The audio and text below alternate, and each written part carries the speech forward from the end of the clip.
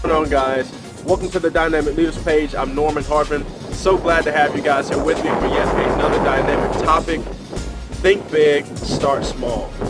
Man, I really want to pull us back with this topic because in the world we're in now, it's become so unpopular to take small steps, right? Everybody wants to take that giant leap and everything is glamorized, and it's become popular to do big things and become overnight successes. But that's not how it happens, and so I want to make sure that we level ourselves, level the playing field, get away from some of these phrases when people say go big or go home. I know that they mean well when they say that, or the bigger the better, but we have to begin taking small, measurable steps, things that we can measure, things that we can keep track of in order to make steps. You know, you think about people that run and walk miles, right?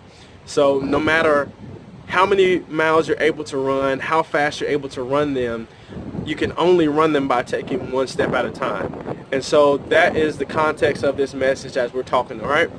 So I want to share with you guys a passage that is very powerful to me. So a little bit over 2,500 years ago, there was this passage in the Bible that was written to the Jewish nation. And at this time, the Jewish nation they were captives of war. And so everything in their kingdom had been destroyed. It was rubble, burned to ash, and there was no hope of them ever being able to return to their kingdom. And so God spoke through this prophet named Zechariah to encourage the people. And it's basically said, who despises small things? So in other words, what God is trying to tell them is, don't despise small beginnings, because small beginnings accumulate into big things. So at this time that the message was given to the people, they were given permission to go and build the foundation of the kingdom. And looking at a foundation of an entire kingdom, even though that is a great feat, sometimes you can focus on the fact that all of these things have to still get done. You know, you still have to erect all of the walls, you still have to do all of the fine details of the stonework and all of the mason work, right? And so it's very easy to become distracted and to become discouraged in the process. So God wanted them to have confidence in the fact that he would bring the fullness of this dream or the fullness of this vision into fruition. So that's what we're talking about when we're talking about think big, start small. It's not so much that we're trying to get you out of the mindset of thinking big or dreaming big, because yes, there are some big things that are going to happen. There are some big things that can happen that you want to be in line for, but you don't want to be completely paralyzed while you're waiting on those steps to take forward. So the first step is actually what God shared with the people through Zechariah, and that is to not despise small beginnings. So I ask you this question: where's your focus? What are you focused on right now? Are you focused on the negative aspects? Are you focused on the facts that things are not going as fast as you want them to go? Are you focused on the fact that this hasn't happened yet, or this opportunity or door has not opened yet, or has not yet become available?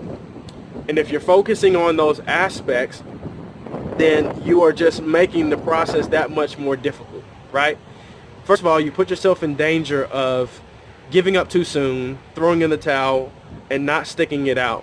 And if you do stick it out, then you just make the process grueling. You just load the process, and you really do a lot of damage to yourself mentally, and do a lot of damage to your spirit, and staying positive through the process, right? Everybody has a process. Every man, every woman will go through their process. We all have negative aspects of the process that we don't particularly enjoy, but it's all about where your focus is at the beginning and how you continue to maintain that positive focus through it, knowing that you're going to get through it and make it to the other side, okay?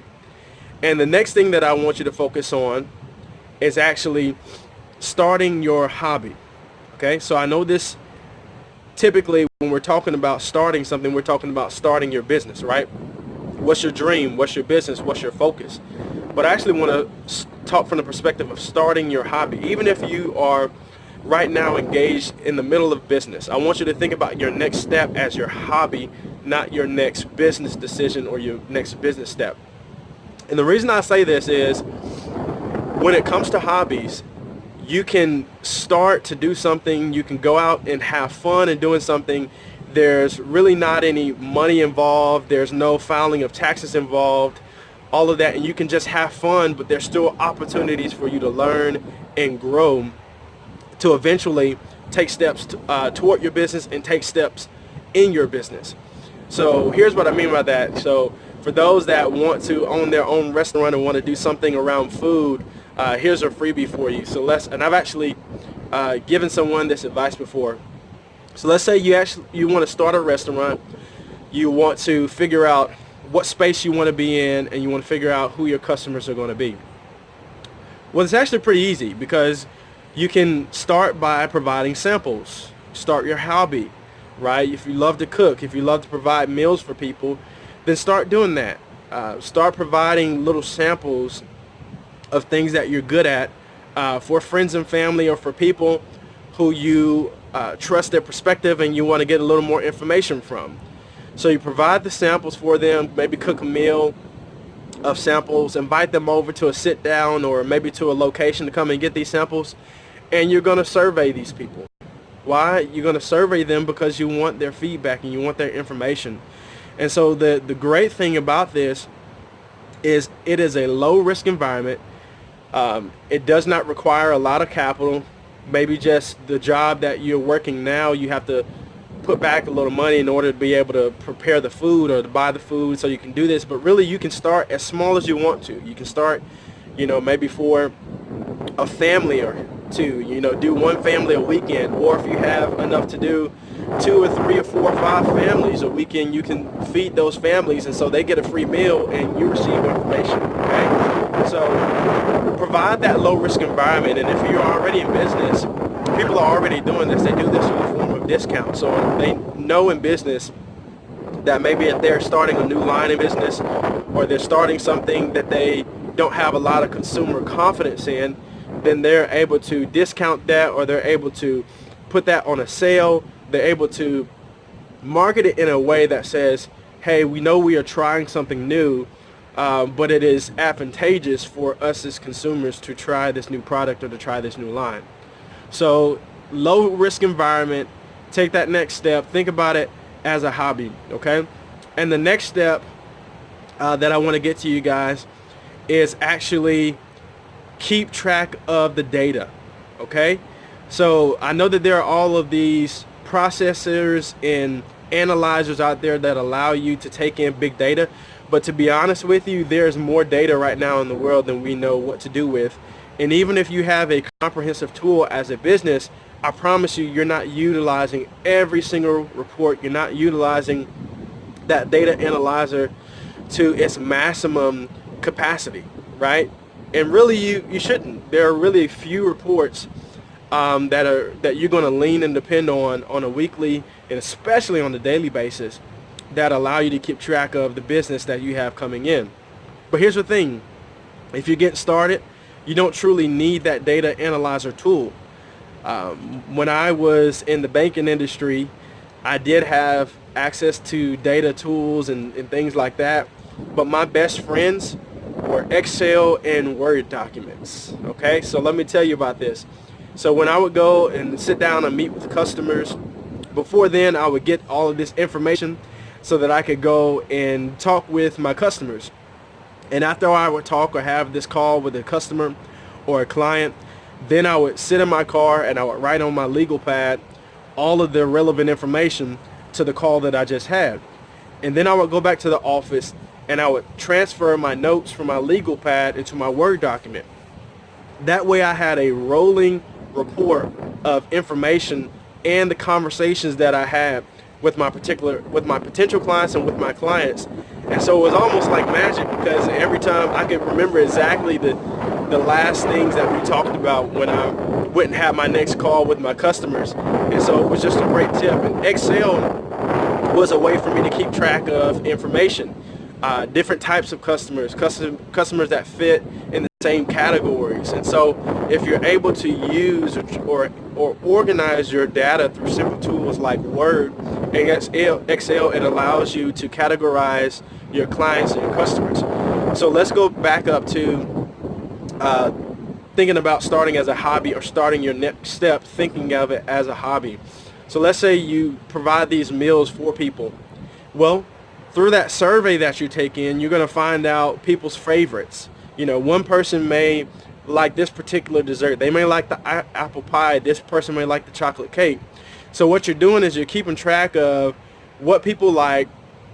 It works in any service business or any, you know, products that you're selling, but you're keeping track of information of people, so that when you do come out with your next campaign, or maybe when you do actually start your business, now you have all this data that you can send. You don't have to send the pecan pie to the person that likes the chocolate cake. No, you already let them know, hey, look, this holiday season coming up, I have a special chocolate cakes, and you know, you have this direct target marketing to this person without actually having this comprehensive, expensive data analyzing tool. Just because you've done the work of doing that. Now, of course, as the cash starts rolling in, then you're able to take advantage of tools that can streamline the process. I've taken advantage of tools that can streamline processes for me, and then makes it 10 times easier. But I also like the old-fashioned, you know, of keeping my notes and looking at things of that nature. So again, focus on the right things. Keep your positive focus. Keep your positive mindset and the mentality, because if you focus on the negative things, you're going to make the process difficult for you. That next step, taking that small step, you know, is looking for the hobby. It's a risk-free or a low-risk environment that allows you to step out and do something or try something that you think you really want to do, and it allows you to find your niche within that area. Don't become paralyzed by trying to wait on that big break or wait on the next big event, right? You know, that big event may take you 12 months of planning and gathering information. So if you only take one step forward every 12 months, you're not getting that critical target practice in that you need to get in order to perfect your craft. So make sure you're doing things, small, measurable things, on a weekly or even on a daily basis. And the next thing is make sure that you are taking track of, or keeping track of, the data. You're taking inventory of all of your clients, their needs, their desires, their wants, so that you are directly targeting people according to their likes and dislikes and their desires and their needs. So this is the step that I want you guys to take, right? If you have not started your business, or if you have not started that thing or that nonprofit that you want to start it as a hobby, right? Because you don't have to go out and do all of this filing and paperwork and keep up with this and the legalities and CPAs. You may not be financially fit enough to handle that right now, but you can still start the process. And if you are already in business, this is a way that you can execute a new line in order for you to see how it goes. And then, of course, go ahead and take that next step, right? Try it out. Tell me what you think about it. I want to get your feedback to know how these things are working for you. All right, guys. So go out. First, subscribe to my channel. Click that subscribe button. Like the Facebook page. Share it with someone. And get in here as we're on the ground floor and we're going somewhere, okay? So guys, take care, have a great day, and be great.